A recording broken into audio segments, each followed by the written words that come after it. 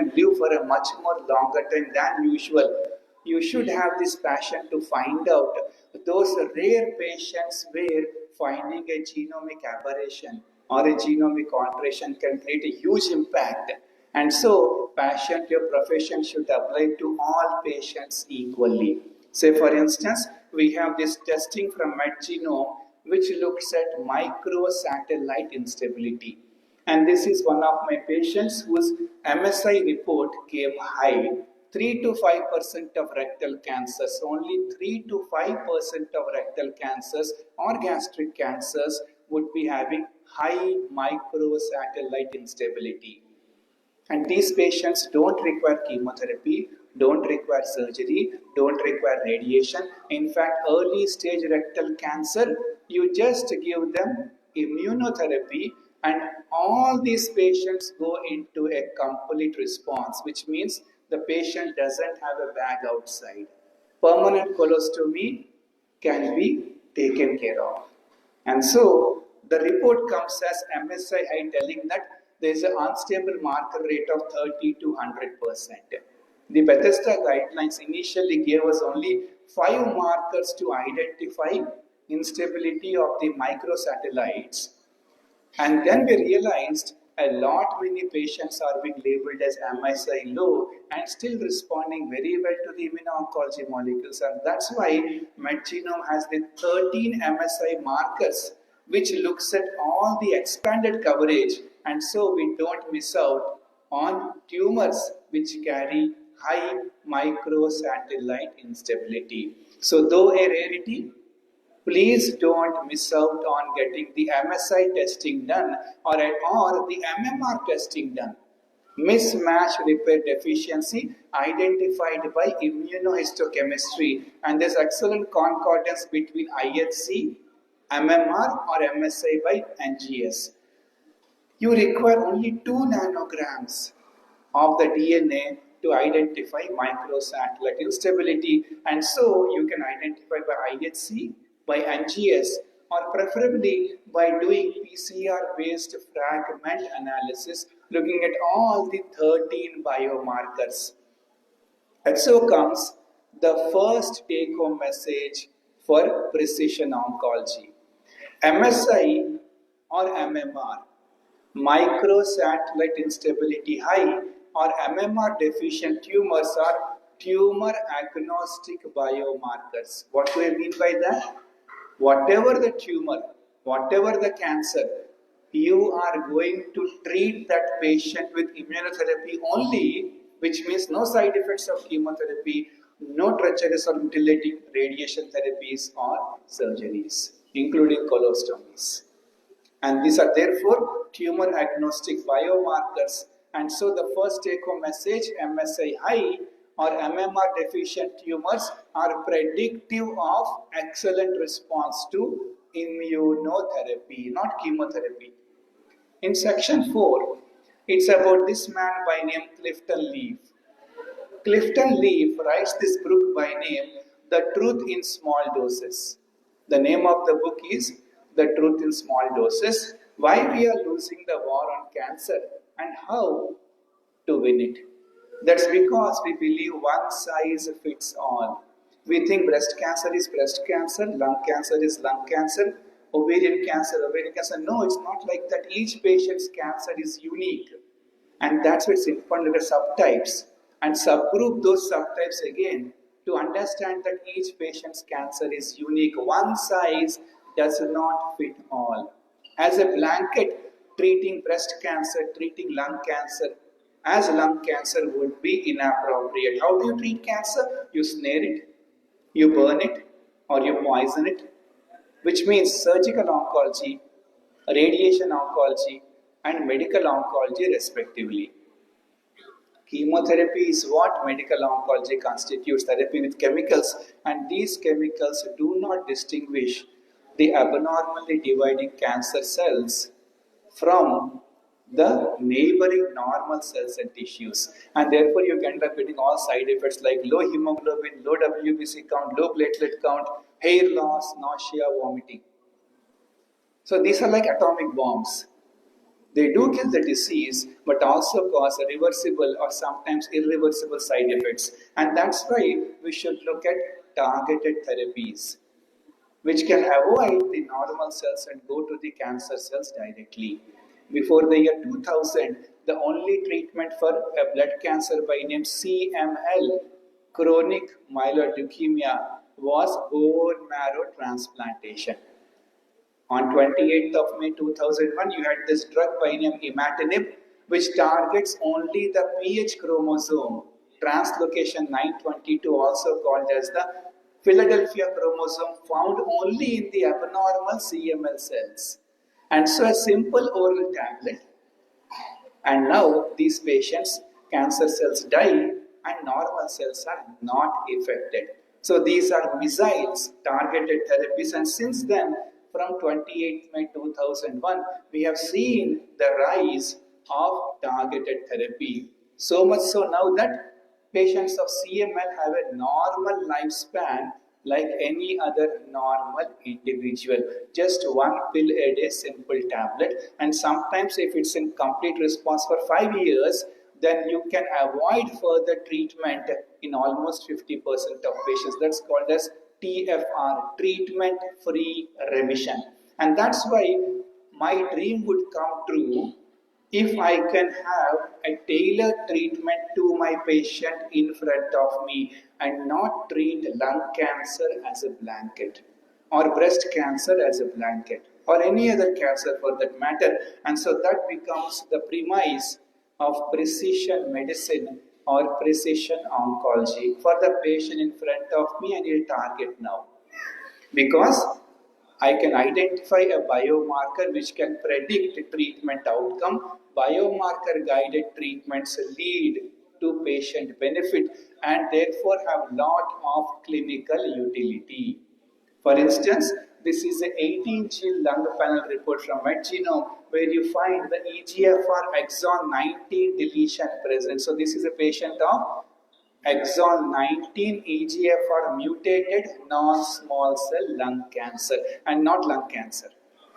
Similarly, you could have a patient who has an ALK fusion positive non-small cell lung cancer, and so you put these patients on simple tablets which are targeted therapies. In fact, targetable driver mutations can be found in a significant percentage of advanced non-squamous non-small cell lung cancer, and that's the entire way you can use various tablets to target these druggable targets. Which means you need to identify that there is a driver which is driving the cancer to multiply, proliferate, and then hit the driver, the whole cancer gets demolished. So no chemotherapy, no atomic bomb, only missiles. And thus has been a series of success stories, especially lung cancer, but also in many other cancers.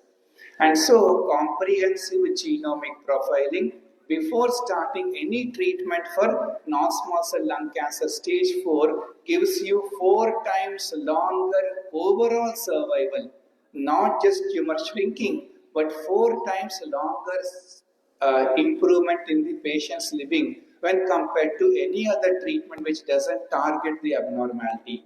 And so my take-home message to EGFR mutant non-small cell lung cancer is the prototype for precision oncology.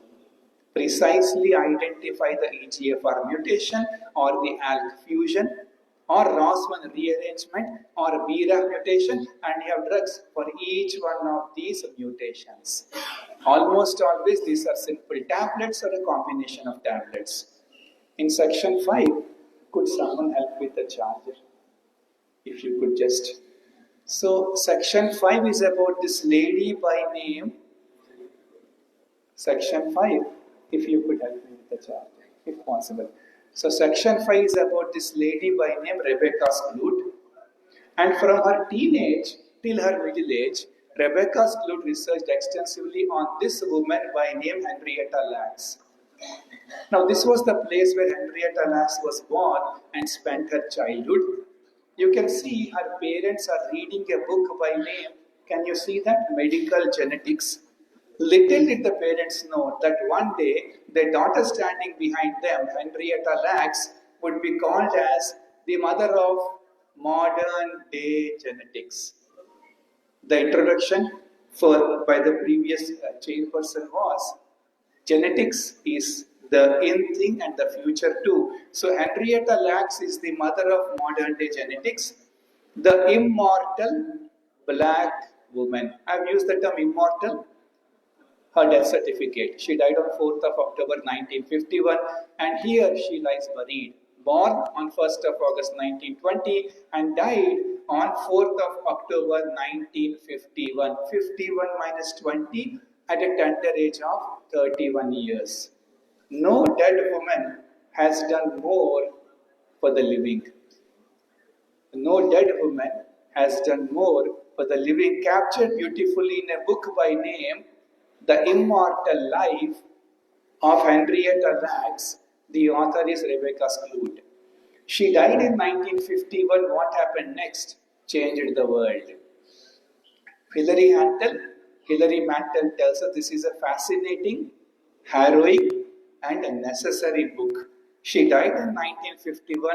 The tumor, the malignancy that killed her has been alive and is growing to this particular day. Right now, currently at the present moment, scientists have grown some 20 tons of her cells. Now that was when this black and white PPT slide was prepared. You now have 55 tons of her cells across the entire world in various laboratories, pathology museums, research centers, institutes and medical colleges. So before we go on to learn more about the immortal life of Henrietta Lacks, I would like to take my medical colleagues to their microbiology and pharmacology days. Anant Narayan Panikkar, Satoskar, Ghugman-Gilman. Now this is the 12th edition of Anant Narayan Panikkar. In chapter 22, infections caused by respiratory syncytial virus. You propagate them on human cell cultures like human epithelioma type 2 or the HELA cell lines.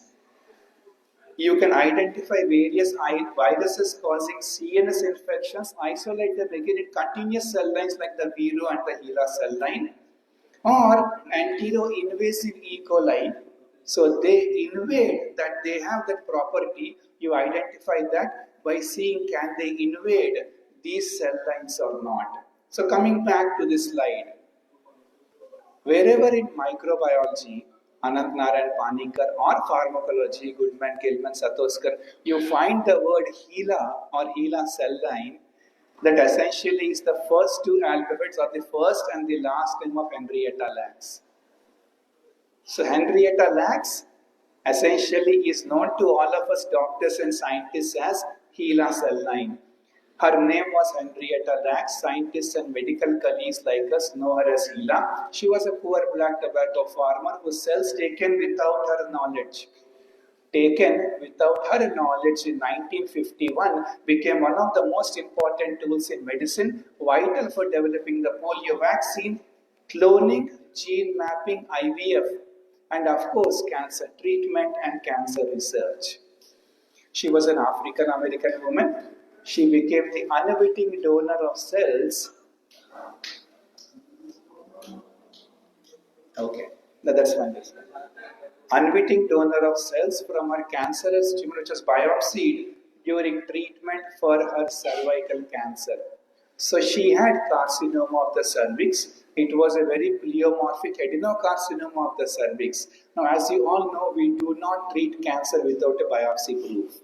And that's what Howard Jones did.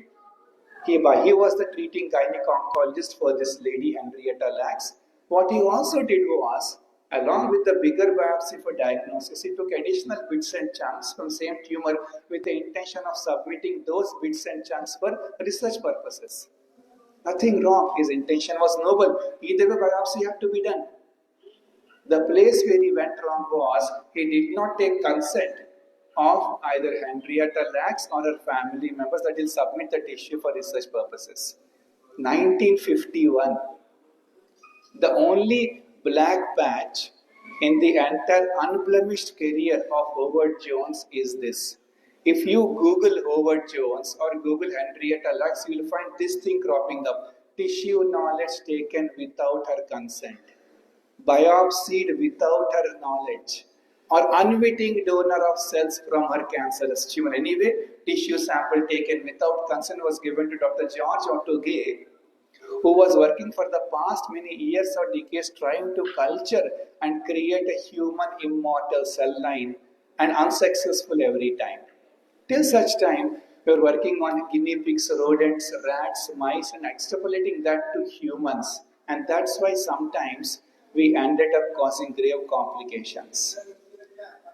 For the first time in the history of mankind, you had the first human immortal cell line, which was cultured by Dr. George Otto Gay, and the cells were from the cancerous tumor of Henrietta Lacks. The reason these cells were so precious was because they allowed scientists to perform experiments that would have been impossible with a living human being. By 2009, 60 years now since her death, 60,000 scientific articles have been published based on work done on the HeLa cell line.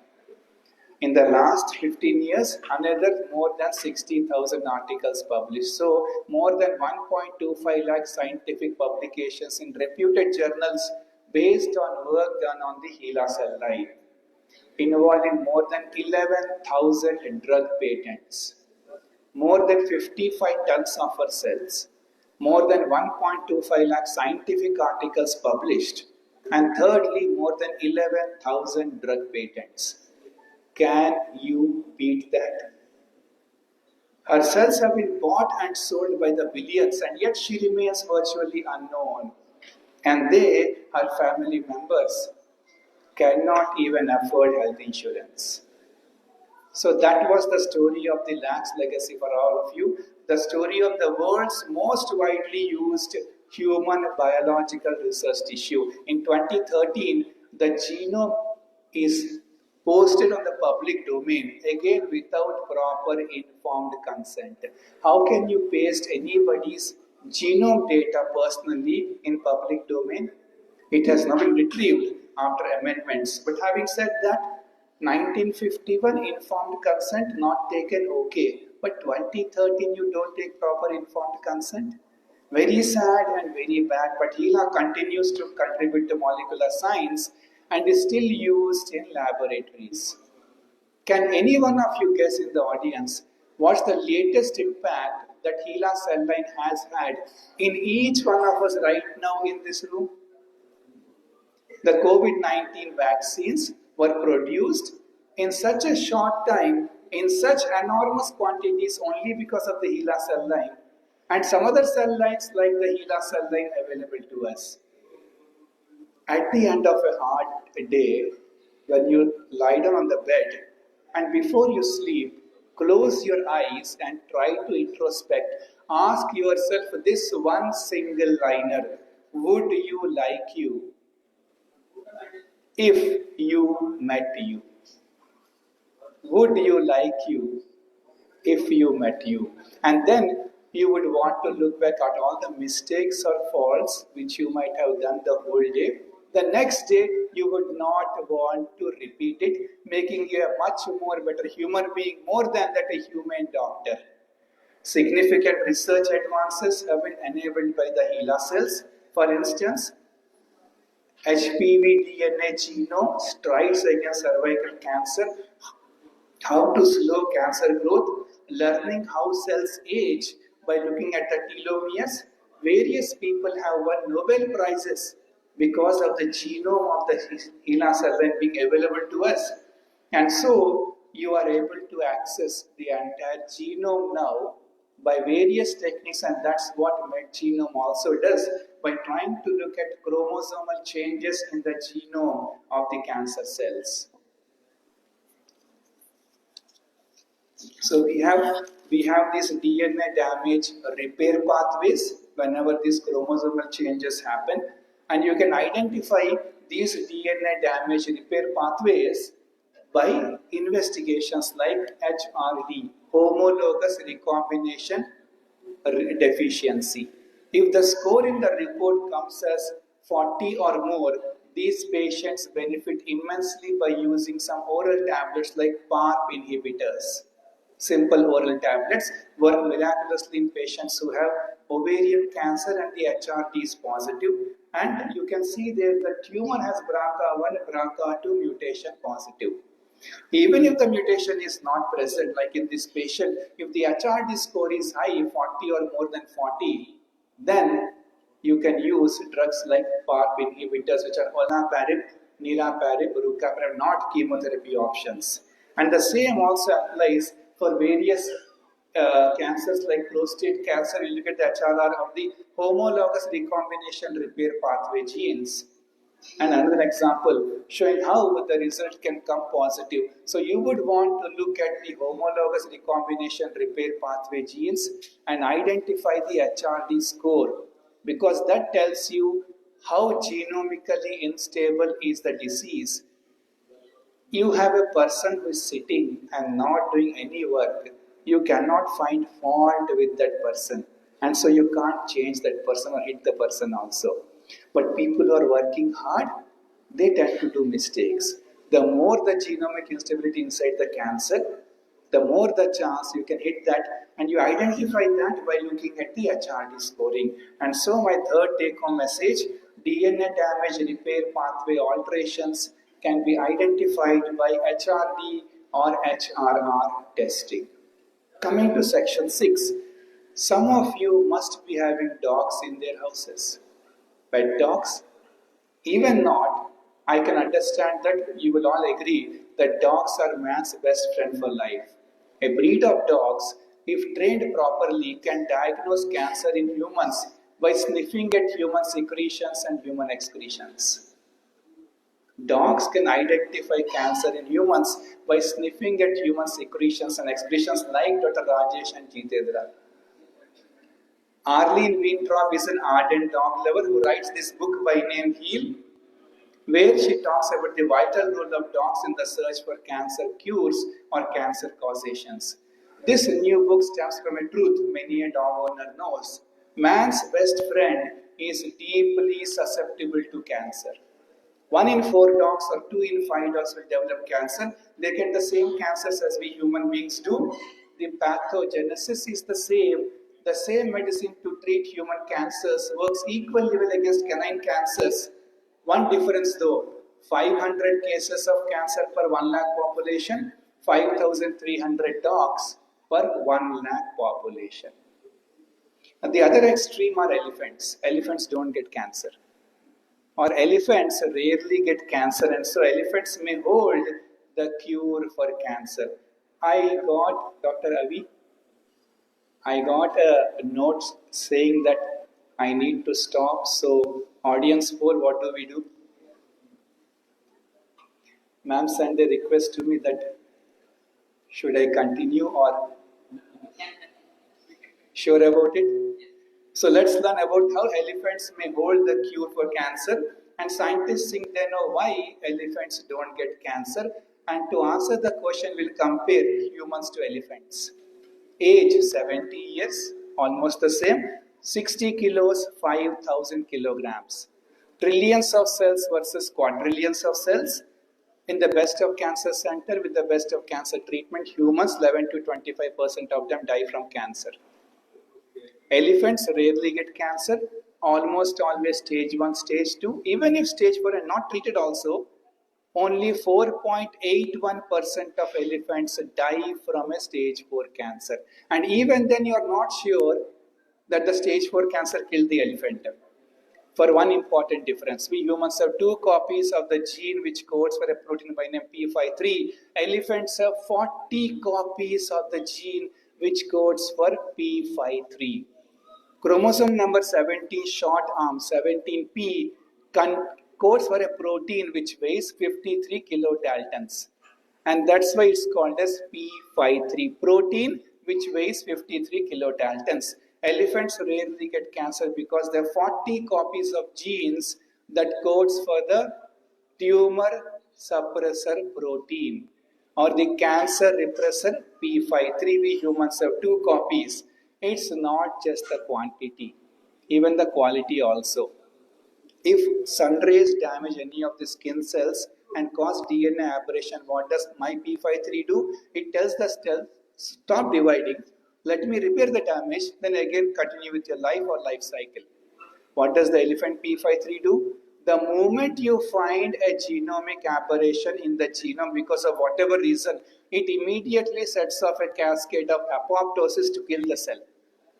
Once a damage, that damage can again get repeated. Therefore, the elephant P53 just kills the cell the moment it finds a DNA damage. And that's why you are nipping the problem in the bud even before the bud forms.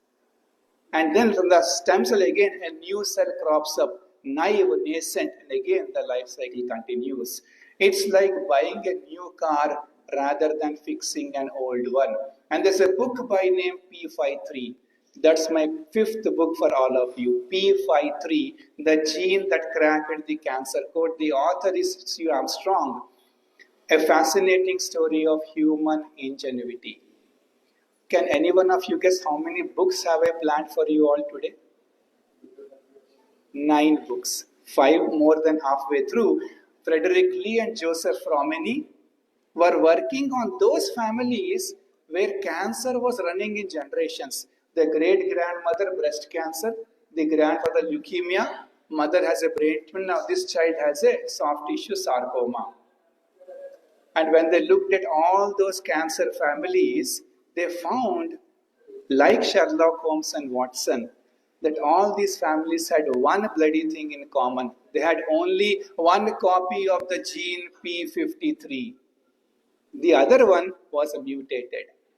So all these families had only one copy of the gene P53.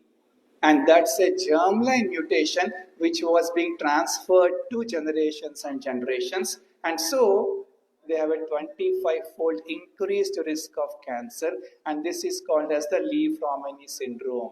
The reason I brought this out was, sometimes patients open up more to you all than to me, and so when you find such different cancers in different generations, think something might be wrong in the germline, especially in the tumor suppressor gene like P53, retinoblastoma gene, P10, etc. So Lisa Smith and Liz Viola talk about how Lee and Fraumeni went on to identify the abnormality in germline in the Lee-Fraumeni syndrome. The inheritance is autosomal dominant. And so you have this germline screening by MedGenome, which tries to identify all the germline mutations. My job is to treat cancer in this patient, but if I can prevent cancer in the brothers, sisters, and next generation, and that's why you should do the germline screening, which looks not only at TP53, BRCA1, BRCA2, but a host of all these genomic aberrations in germline, which can percolate in families, especially when there's a strong family history of cancer. So my fourth take-home message is, germline mutations should be screened comprehensively when you have a strong family history of cancer, and not just look at P53 or BRCA1 or BRCA2. So please screen the entire germline, all these genes what I showed you. And now I come back to this slide which I showed you. Thinking distinguishes us from animals and creatures. But there's a lot to learn from the animal kingdom. Dogs, elephants, sharks also don't get cancer.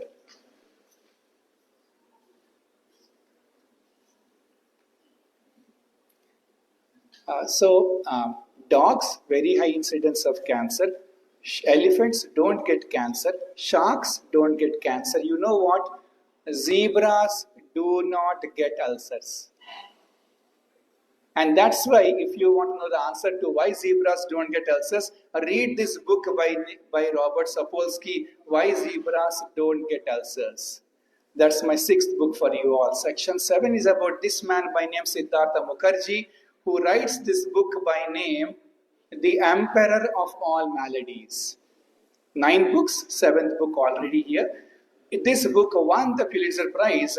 The magazine Time, one of the 100 most influential books of the last 100 years.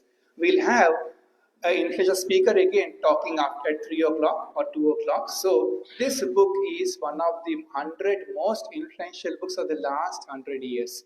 We know about the movie RRR, Bahubali, Pushpa. All these movies are works of fiction. The New York Times among the 100 best works of non-fiction. This book, The Emperor of All Maladies, regarding cancer, discoveries, developments, inventions, innovations, researches, advances, breakthroughs, shortcomings, and pitfalls. Don't we all get sometimes with our patients connected emotionally? And so highs and lows, ups and downs, people who shot to fame, some who went into oblivion, the famous, the not so famous, and unheard. All of this has been discussed elegantly in a very simple language in this book, highlighting the conquest against cancer or the crusade to cancel cancer. The Emperor of All Maladies by Siddhartha Mukherjee. You look at various cancers, lot of emerging biomarkers are coming out. And this is the whole list of biomarkers, say in small cell lung cancer, and you could have potential targets targeting these biocancers. NTRK fusions are found in 0.3% of all solid tumors. But they are more common in some rare cancers like secretory breast cancer, secretory salivary gland neoplasms. And so, high frequency in special histologic types where you find the NTRK fusions or rearrangements like mesoblastic nephroma in childhood or in infants fibrosarcoma. So, low frequency in common types, but high frequency in uncommon tumors. So commonly found in rare cancers, NTRK fusions. And that's why understanding tumor biology can give us drugs which can target the NTRK fusions.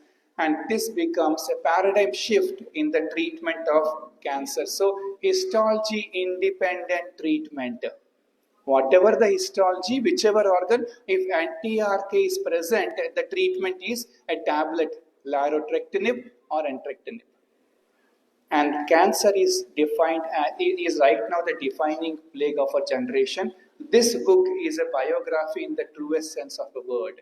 Biography on cancer, an attempt to enter the mind of this immortal illness, to understand its personality and demystify its behavior. If you want to understand the biology of cancer, then the biography of cancer, you can look at liquid biopsies because tumors shed DNA, primary tumor or the secondary metastasis. And that's why you can do a liquid biopsy looking at all the circulating tumor DNA. And this study by name Complete looked at liquid biopsy, blood test and tumor biopsy, and the concordance was very, very high, more than 98%. And so should we do liquid biopsy first and solid biopsy after, or solid first and liquid, or both of them simultaneously? The current paradigm is to look at both of them at a time because they complement each other. And that's why ordering tissue and liquid genomic profiling is the most efficient way to capture all targetable alterations. Okay. I think remove the charger. I should take care. Yeah. Okay. Right. So these are the MedGenome reports which talk about how you can do the complete genome profiling, not looking at hotspots, because then you can identify NTRK fusions in common cancers or in rare tumors, and also look at some of the genomic aberrations in liquid biopsy which complements the tumor tissue biopsy. And therefore, take home message 5, evolving and emerging biomarkers can be found out by doing a complete genomic profiling. Take home message 6, identifying rare abnormalities like NTRK fusions and NTRK rearrangements. Again, comprehensive genomic profiling. Take home message 7. So when you do a CGP, you end up offering a one-stop solution to all of our patients. How many sections are planned? Total 9. Second last part of my talk. My patients of cancer who want to fight cancer, it's like climbing Mount Everest. Treacherous surgeries, mutilating radiation treatments, and troublesome chemotherapies. There's a book by name Into Thin Air, my 8th book, second last book for all of you, by 𝐾𝐫.𝐏𝐚𝐥𝐬, where he talks about how a group of friends like us went on to conquer Mount Everest. One third of them died on the way. One third went back injured and had to go back to the base camp because of injuries. Only one third successfully reached the mountain top. Unlike cardiology, nephrology, gynecology, where 80-90% of problems are solved comfortably, in oncology, one third of patients are cured, one third good control, in one third, I can't cure them. This was the team which went on to win Mount Everest. Having said that, when a patient's cancer progresses after first line or comes back again, you could again do CGP to find out why the cancer progressed. ER/PR positive breast cancer, start hormone therapy, all goes well for 24 months, the cancer now starts to rise. There might be ESR1 mutations, which tells you that you can identify why the receptor got mutated. And that's how you can identify some genomic aberrations to tell you what are the mechanisms of resistance at the molecular level to understand how the cancer will bypass what we are doing. So cancers are smart. They know to bypass what we are doing. And so, take home message 8, molecular mechanisms of resistance can be understood by doing genomic profiling, and then combating cancer will not be mission impossible. Last part of my talk, section 9, is about this river by name Tom's River. Yes, it's a river. It's also the name of a place called as Tom's River Township. There's a book by name Tom's River. The author of the book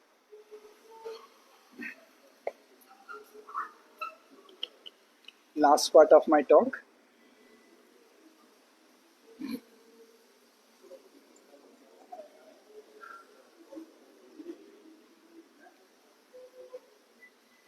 So I was trying to tell you all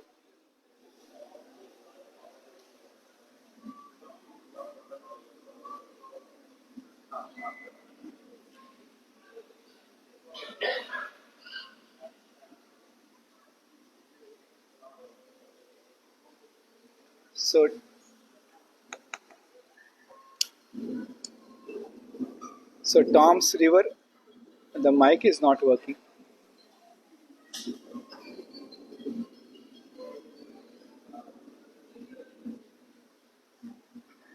Can you all hear? The mic is not working. Okay.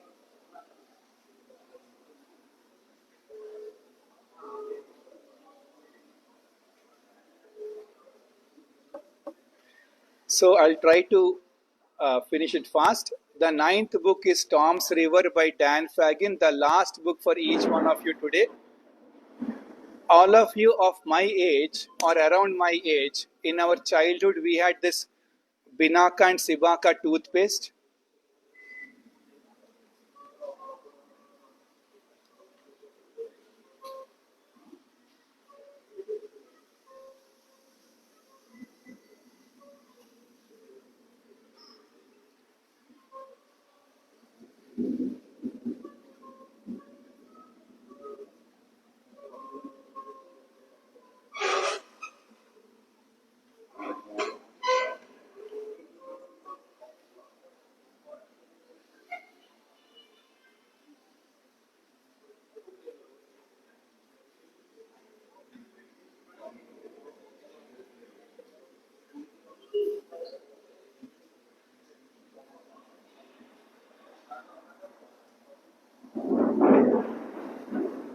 No problem.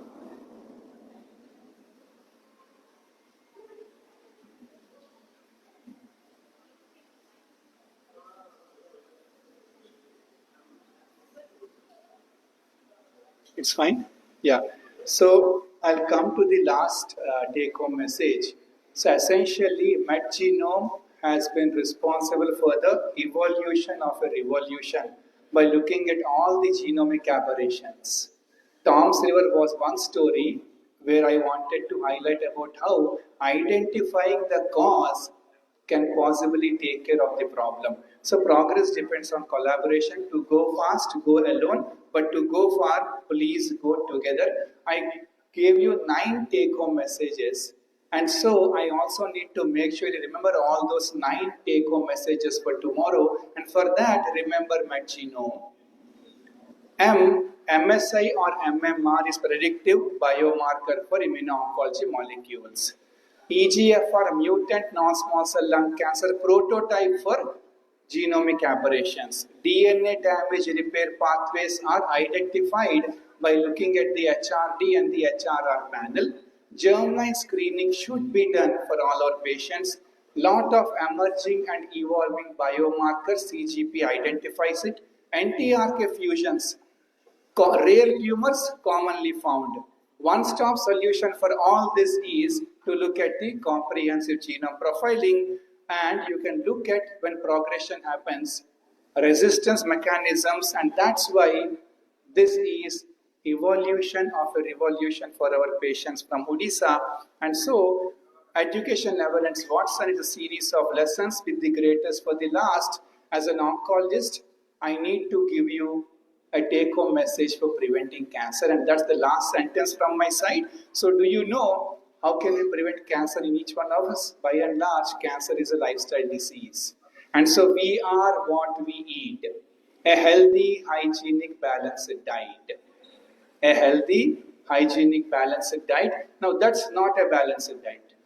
You balance 5 puris and then tell balanced diet. Number 2, bath at least twice a day, personal hygiene, avoid tobacco, avoid alcohol, go to gym for fitness every day, do yoga, meditation, have sufficient sleep, eat seasonal fruits after each meal, avoid unnecessary stress, strain and fatigue including from your husband or wife, stop using addictive drugs and get master health checkup every year.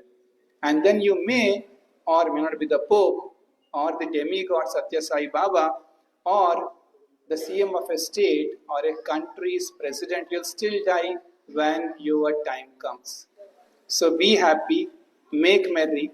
God gives you one life, live to the fullest, and never ever miss a chance to attend the CMEs organized by Janus Diagnostics. Thank you so much. Those 9 books for each one of you. Thank you, Dr. Satya, for these nice and informative presentations. Now I will request Dr. Monty to join on stage, Dr. Agrawal to join on stage, Mr. Sunil to join on stage, please, so that we can facilitate our guests.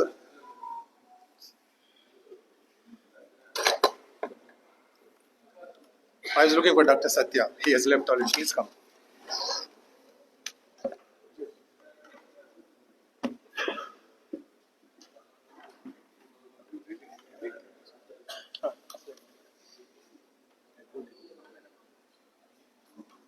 Please come, join us. So you come after this, after you finish Dr. Satya. Dr. Monty will honor.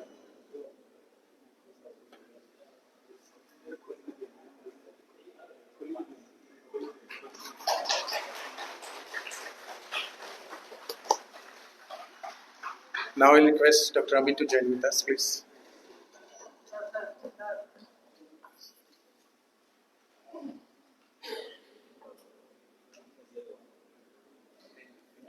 All of you, please stay back so that she can join with you. Please go to the center. Dr. Agrawal, please.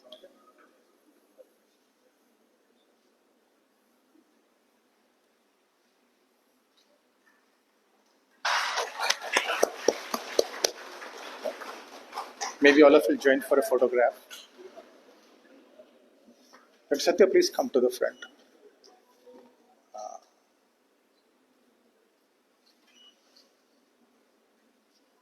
Thank you all.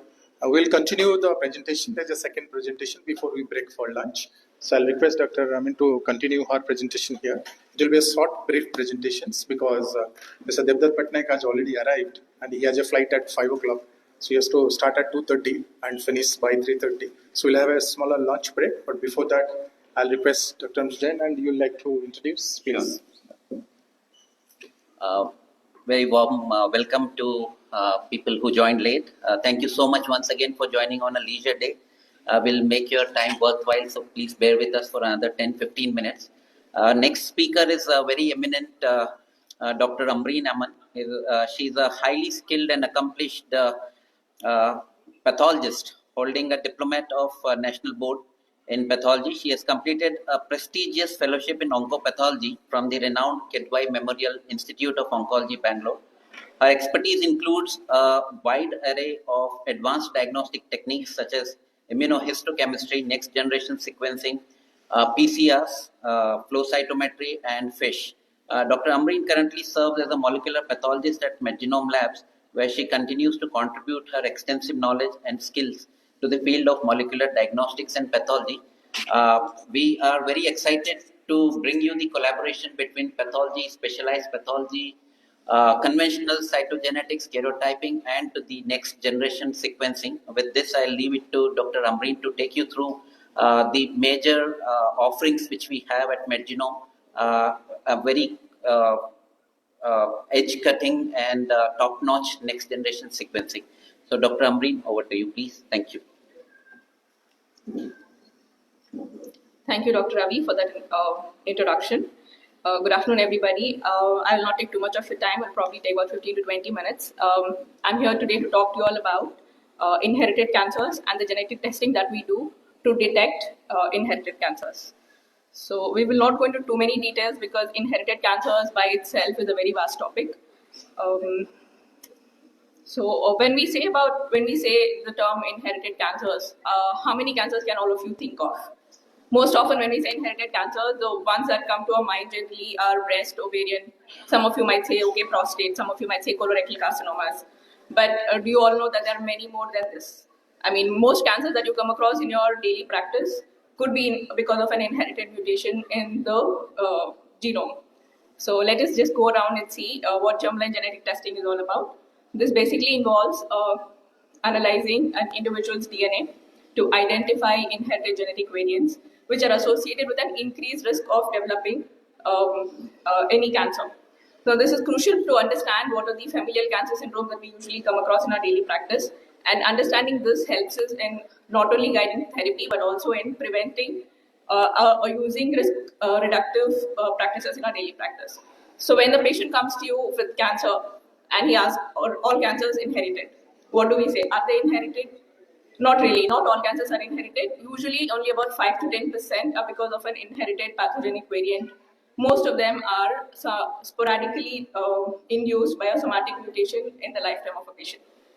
So what do we do? Now this raises important questions like, why are some patients affected? Are all patients who carry a germline genetic mutation, will all of them develop a tumor in their lifetime? Why do some patients develop? Why do some remain carriers? Now, all of this can be answered by all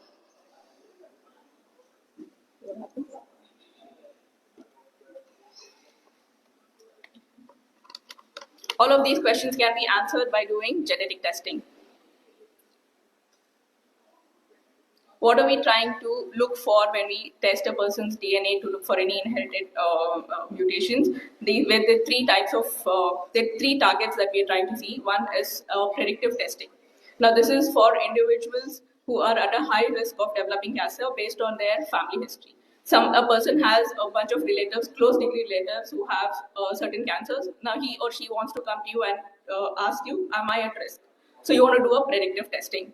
Then there is a diagnostic. Some person is already diagnosed with a tumor. He wants to know if the tumor was because of a genetic mutation, and if so, what was the mutation? So you do a diagnostic test. Then you also want to know, there are patients who want to know how will the tumor progress in his lifetime. So is there a good prognosis, or is it going to respond to therapy, or will this tumor not respond to the usual treatments that are given? So who are the patients who will be tested? who do we recommend that you do a inherited or a germline genetic testing for? Now there is a patient who's diagnosed with cancer who has been detected with inherited pathogenic mutation in a gene. The first degree relatives, the parents, the siblings, the offspring are the first ones that you have to check. Or if you know that this patient's maternal side of the family or the paternal side of the family has tumors which are similar, like breast cancer and ovarian cancer in the maternal side of the family, then you test all of that particular relatives of that side of the family. Or if there are a cluster of tumors that are related to a particular gene, like BRCA or colorectal cancers, which are Lynch related, we'll come to each of them in a while. So then you test all of those. If there is a cluster of cancers in the family, then you look for those particular cancers. Family members who have multiple cancer diagnoses, more than one cancer in a patient, and if tumor is occurring at an earlier age than normal, you expect breast cancer to develop, say, in the 40s or the 50s. But if the patient develops it in their late 20s, we know patients who have come up to us with breast cancer in the late 20s, breast cancer in early 30s. So if the tumor develops in an earlier age group, then you suspect it could be because of an inherited mutation. And cases that revolve around certain inherited congenital syndromes like retinoblastoma, or if it is occurring in a breast cancer in a male patient, if it's in a rare setting. And we also know certain ethnic backgrounds, like say Ashkenazi Jews. They are known to have certain, they're prone, because of their ancestry, they're prone to develop certain tumors. Or when you're doing a colonoscopy, you end up finding colonic polyps, multiple colonic polyps in a patient.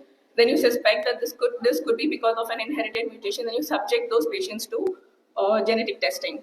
Or if the patient has a relative who has cancer, who has undergone genetic testing and has been found to have a genetic mutation, then you check for the other members. What is the testing approach? How do we do? We have basically what we're trying to do is we begin with specific genes which are known to cause those mutations if they've already been identified in the family. It is preferable to do a comprehensive profile rather than go for a targeted gene. Like if it is a breast cancer, you can just do BRCA1 and 2. That will be sufficient. Or you can go for a HRR, a 14 to 15 or 19 gene panel and test for those which are related to breast and ovarian cancers. Or you can go for a more comprehensive test and screen for all genes that might give rise to inherited cancers. So you can have the panel-based testing, which can be a small gene panel or a larger comprehensive panel. Sometimes comprehensive panels also will not give you answers. If you're still suspecting or you still want to know what caused the tumor, you can go ahead and do a whole genome or a whole exome sequencing. Now this is usually for unexplained syndromes where we fail to find any specific mutation. But before we do all this, as doctors, as clinicians, as people who are dealing with patients, it is important that we counsel the patients. We have to explain to them what genetic testing is, what is the sample we are going to take. And because a DNA is a person's personal, private property, and we are supposed to not disclose the data to anybody. So it is important to assure them that these will be confidential. It is important to assure them what are we going to test for, what might be the possible results from this genetic testing. So you have to explain to them before you subject the patient to the test. If the result comes positive, what does it mean?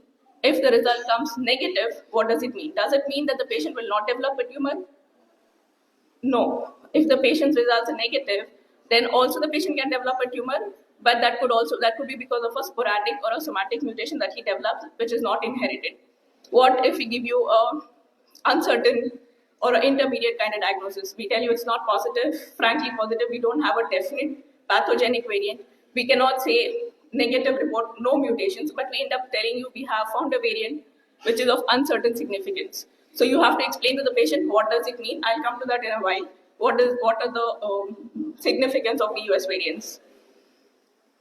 Before we also do this, we have to also understand that a diagnosis of cancer is emotionally traumatizing to the patient.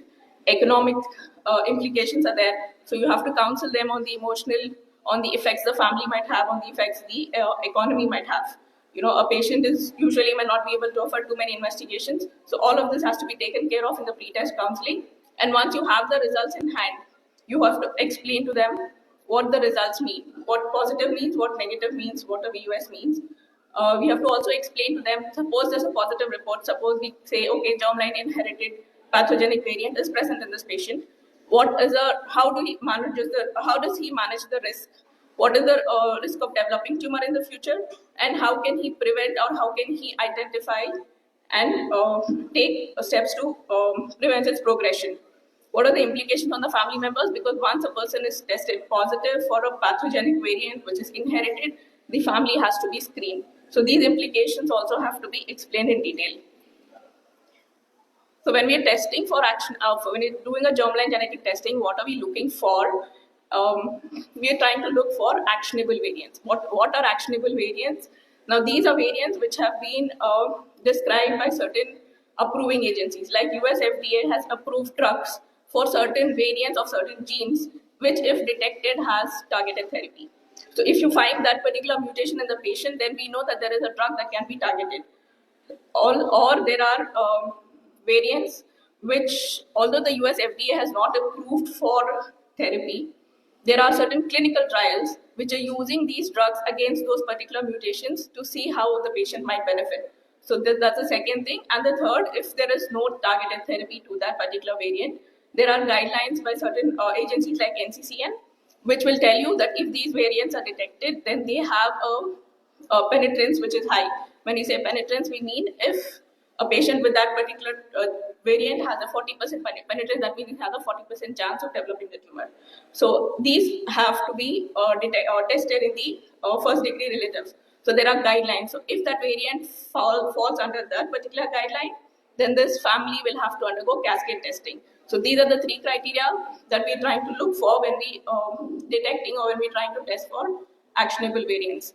Now, like I said, if we have a pathogenic variant, if we say positive for pathogenic actionable variant, we mean to say that this variant is known to cause diseases. There are experimental studies that have been done. Research has proven that this variant definitely causes the disease that it is associated with. There are functional studies that tell you presence of this mutation has an effect on the downstream protein. So the protein loses its function. So there are functional studies, there are populations data which says that this variant is present only in affected individuals and is not found in healthy population. So if all these criteria, there are actually many more. ACMG, the American Cancer for Genetics, actually gives us very detailed criteria of how we have to distinguish between pathogenic, likely pathogenic, benign, and VOS variants. These are just the broad terms. So if these criteria are, if the variant meets these criteria, then we can call it as a pathogenic variant. Suppose there are studies that say, okay, this is linked to the disease in certain patients, but some others may not have developed the disease. The evidence is not as strong. We have some bioinformatics tools that predict how the variant is going to behave, how it is going to, whether it is damaging to the protein it is encoding or not. So if the bioinformatic tools are conflicting in their evidence, or if the variant does not segregate in the affected and unaffected family members, then based on these criteria, we say, okay, it could be pathogenic, but it does not meet all the criteria to be called as a definite pathogenic variant, so we call it as a likely pathogenic. Then there are variants, a majority of them that we detect, which are not disease causing, which are not associated with the disease, which do not have any effect on the protein. All of these are classified as benign. Now, what is pathogenic is clear, what is benign is clear to us. What happens to us as diagnosticians and to you as clinicians, the place where we get generally caught up is when we detect variants of uncertain significance. Now, these are variants that have very limited data. They have been under study. Some of them are associated with cancer, some of them are not. Some of the studies say they have an effect on the protein, some say they do not. Some of the bioinformatics tools call them damaging, some say they could be well tolerated. Because of this inconclusive evidence, we can neither ignore the variant and call it benign, nor can we say this is a definitely pathogenic variant. So we put them in an intermediate category. We call them variants of uncertain significance. Now the thing about VOS variants is they have to be constantly studied. So usually what we do, we study these variants over a 3 to 5 year period, and we try to reclassify them. based on newer evidence that has come up. So if most of the variants, at least 75 to 90% of the VUS variants usually get reclassified as benign. Some of them, about 5 to 10%, usually get upgraded to be pathogenic. So what happens when the VUS variants get upgraded? It is important that you recall the patient and explain to them when the classification of the variant changes. If it changes to benign, also you have to tell them what it means. If it gets upgraded to pathogenic, then also you will have to call the patient and re-counsel them on what the implications are. I don't think I'll go into too many details about hereditary cancer syndromes. We'll just briefly describe what they are and probably just list them all in a while. Hereditary cancer syndromes are basically inherited with a germline genetic mutation. These are a diverse group of diseases. These are not cancers that are associated with congenital inborn abnormalities. Children who are born with inborn errors of metabolism might have cancer as one of the many clinical manifestations, but genuine hereditary cancer syndromes usually do not have any detectable phenotypes. They're normally, they appear phenotypically normal individuals. The only thing that is different from them, from the other normal population, is that they're carrying a pathogenic variant in all the cells of the blood of the body, and they are at an increased risk as compared to the healthy population. Now, these are the most common vertically transmitted diseases.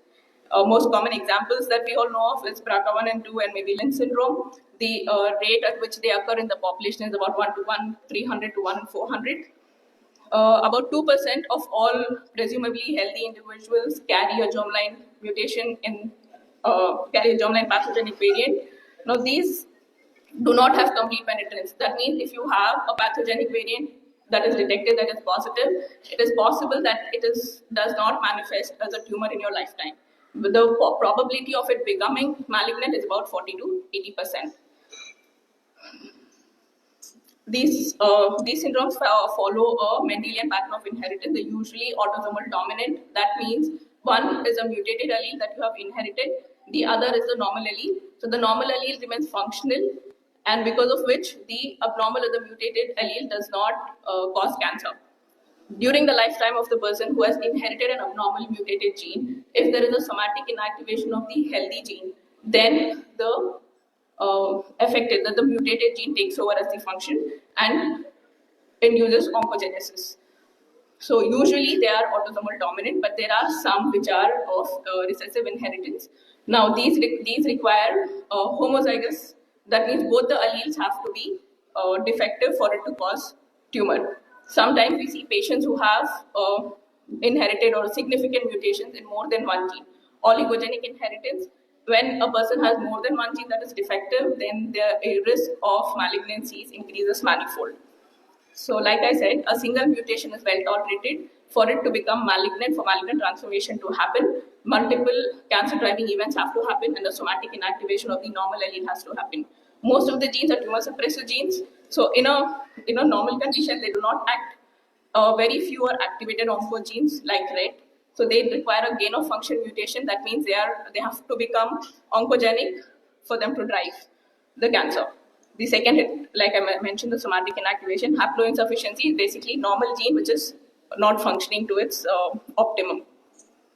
Hereditary breast and ovarian cancer syndromes, all of you know, BRCA1 and 2 most common. There are other genes too, PALB2, ATM and CHEK2 which increase breast cancer risk. There is BRIP1 which causes only ovarian cancer.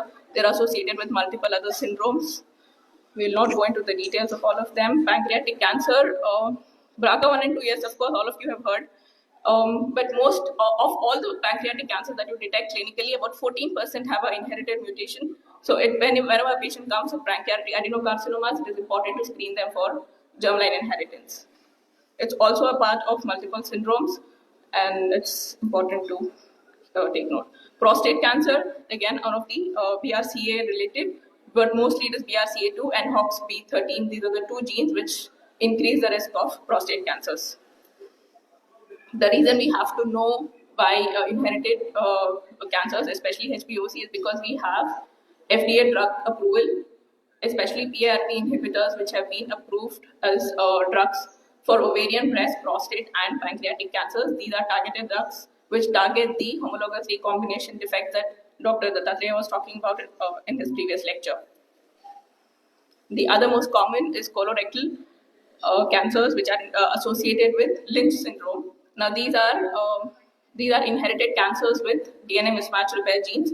Basically, the 4 genes MLH1, MSH2, MSH6, and PMS2, which is commonly looked for. There's also the 𝐾𝐫 gene, which is upstream of MSH2, which can also result in Lynch syndrome. The reason we have to know this is because patients with Lynch syndrome have something called microsatellite instability, which increases the tumor mutation burden is high because these are very actively mutating tumors, and any tumor with a high TMB or high MSI can be treated with immunotherapy. I think that was discussed again. Other than Lynch syndrome, patients with colorectal cancer can have polyposis syndrome, which can also be inherited, the most common of which is APC and �MUTYH. APC is a dominant gene, whereas �MUTYH is inherited in a recessive manner. The immune checkpoint inhibitors, like we said, is because of high tumor mutation burden and because there are tumor infiltrating lymphocytes, and we have the PD-1, PD-L1, which are the targets for which pembrolizumab has been approved as a FDA-approved drug. Can you say gastric cancer was inherited? Yeah, diffuse gastric cancer with morphology on microscopy saying poor differentiation or presence of signaling cells can be inherited, and this is because of a gene which is mutated, CDH1 gene, which encodes for 𝐒𝐾𝐫, can be mutated, and it also increases the risk for lobular carcinomas in patients. Can renal cell carcinomas be inherited? Do we have any predisposing mutations for renal cell carcinomas? Yes, we have genes which are related to VHL syndrome, fumarate hydratase FH gene, which can be mutated. MET gene can cause fatal papillary RCC. Then you have tuberous sclerosis and Bartók-Liubé syndrome, which also are inherited mutations for renal cell carcinoma. So if you have a clear cell renal cell carcinoma in a young patient, or if you have a high-grade papillary renal cell carcinoma, look for inherited mutations. Can lung cancer be inherited? Can there be an inherited mutation that can predispose a patient to lung cancer? Never heard of. Even I was surprised when I saw this, because there is an inheritance of EGFR T790M mutation. This mutation is what we come across in patients who are already on treatment for lung adenocarcinoma. This is usually a resistance mutation that develops. So if this variant is inherited, you can also go back and screen the tumor. There will be exon 19 and 21 deletions. So this patient has already come to you with mutations that are causing resistance to first-line, second-line, and third-line therapies. So these patients will have high-grade lung carcinomas. So it's important for patients who do not respond to first-line therapy, and if you find EGFR in their EGFR T790M mutations in their blood, then this could be an inherited mutation. Can melanoma be inherited? CDKN2A gene actually is found in about 20 to 40% families which have melanoma, and this is if this variant is present. If this gene is mutated, then there is an aggressive superficial spreading melanoma in these patients. So if you see this kind of melanomas, do a germline testing. And this gene also actually increases the risk for pancreatic cancers in these patients. So some of the papers that I recently came across, prostate cancer there is a germline risk, yes, agreed. Renal cancer we just saw, but about 14% bladder cancer that we studied in a recent study showed germline pathogenic variants, and the most commonly involved genes were �MUTYH, CHEK2, and BRCA2. So bladder cancer can also be inherited. So when you're seeing those, familial bladder cancer constitutes about 4.3% of all the bladder cancers that are seen in the clinic. So please make sure if you're seeing a bladder cancer, check for germline mutations in especially MSH2, BRCA1, and MLH1. Uterine cancers, yes, we spoke about BRCA2 that could be involved. Lynch syndrome patients can have endometrial carcinomas, but PTEN, CHEK2 are also involved. So screen for those. And schwannomas, about 25 to 36% of schwannomas in a recent study showed pathogenic germline variants. So I think these were in SMARCB1 genes. So those genes, again, will come to some, I think there are MEN syndrome, all of you know, MEN1, MEN2, and MEN3 genes. We'll not go into those. Rate receptor tyrosine kinases are usually involved. Medullary carcinomas are the most common presentations. Look for pheochromocytomas. If you're suspecting MEN1, this could be an inherited mutation. Leaf-Romany, sir spoke about germline TP53 mutations in patients can cause a variety of tumors, not just epithelial. It could be sarcomas, it could be medulloblastomas. Look for TP53 germline. Pediatric cancers can be inherited. So children, approximately 9% of the children who present to you with childhood or adolescent cancers have a genetic variant. Screen for them. So most common retinoblastoma, we all know. Congenital mismatch repair deficiency is in all the MMR genes are inherited in a homozygous recessive pattern. So these patients, these children are at a risk of brain tumors, GI tumors and blood cancers. So I will not go into the BIMS tumor and neurofibromatosis, but 𝐷ICER1 syndrome, this is something that we've been getting a lot of requests from our clinicians recently to look for 𝐷ICER1 gene and its mutation in the tumors and in the blood that they're sending. So this syndrome is actually of incomplete penetrance. Not everybody with this gene mutation develops cancer, but they can induce a variety of neuropulmonary blastomas, gynandroblastomas, and a variety of sarcomas in patients, so look for them. Like I was talking about rhabdoid tumor predisposition syndrome, this is another one wherein sarcomas can have inherited gene mutations. So look for CNS malignant rhabdoid tumors that involve kidneys, familial schwannomatosis. All of these can be because of SMARCB1 gene mutations. Meningiomas, rhabdoid tumors, small cell ovarian carcinomas, all of these are because of this group of genes. Lastly, hematological malignancies. Can these be inherited? Can acute myeloid leukemia have a genetic predisposition? Yes, there are genes that predispose, mutations in genes that can predispose to AML, to ALL, to even Hodgkin lymphoma, which was a surprise. And a recent paper that says relatives of patients with multiple myeloma can also have germline genetic mutations, especially in BRCA1 and 2, which can predispose to myeloma. Now, BRCA has become tumor agnostic. It's no longer related to only breast and ovarian cancers. It's also getting involved with multiple myeloma. Now, all of these patients will have a younger age of diagnosis, and they might have progression-free survival if you put them on treatment at the right time. So the take-home points from this is anybody with any tumor, it could be not just breast and ovarian cancers or prostate or pancreatic cancers. These patients can present you with rhabdoid tumors, they can present you with meningiomas, they can present you with schwannomas, there could be childhood malignancies, hematological malignancies. Any of these patients can have inherited genetic mutations that can lead to cancer. So screen for all of these patients as well. Do not just do somatic testing. On somatic testing, if you're especially finding that the allele frequency is higher than 30%, subject those patients to germline testing. Most likely they might turn out to have an inherited variant. So it's important to screen, because screening these patients will improve therapeutic outcomes if you can use targeted therapies. You have an actionable variant, you use targeted therapy, and that probably helps the patient in treatment. You can screen the relatives, so that also is an added benefit, because then you can adapt risk-reducing measures to reduce the risk of these cancers in the family. So I think with this I'll conclude. It's time for lunch, and I wanted to take a lot of your time.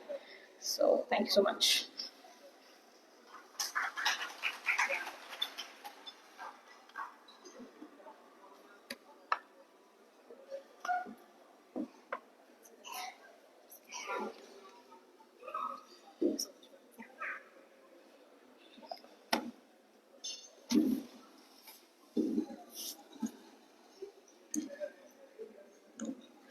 Thank you so much, ma'am. Ladies and gentlemen, we had two interesting presentations in an advanced area of genomics and cancer care.